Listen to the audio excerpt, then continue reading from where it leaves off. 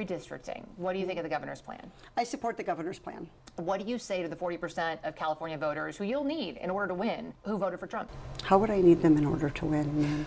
Unless you think you're going to get 60% of the vote. You think you'll get 60%. Everybody who did not vote for Trump will vote for you. That's what you're thinking. In a general election, yes.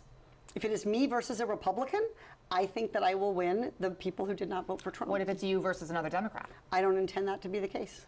Katie Porter is one of the high-profile Democrats running to replace California Governor Gavin Newsom when he turns out next year. She lives in Irvine, describes herself as an educator and consumer protection attorney.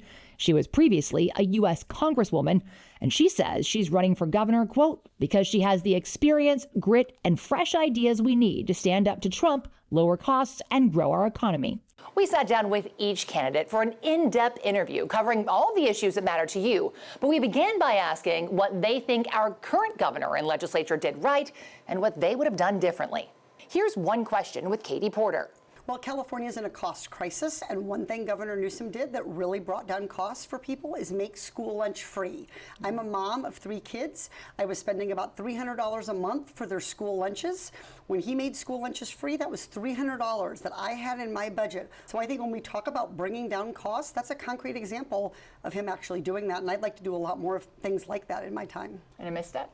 A misstep? I mean, I think the governor himself would tell you that he did not, that he created a lot of frustration around French Laundry. He's been very clear that that was something he should not have done. So I think we all saw in the recall that he apologized for that. He took full responsibility, and he's moving full steam ahead protecting California.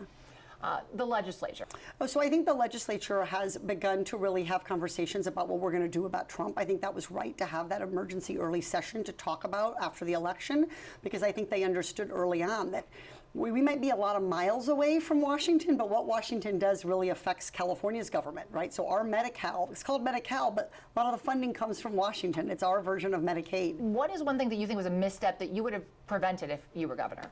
Well, I would say just generally, I would point the legislature toward doing more to bring down costs, to focus more on that. I think they need to look holistically. So they often pass one more law and one more law and one more law. And I think it's good to take a step back, look at how all those pieces fit together.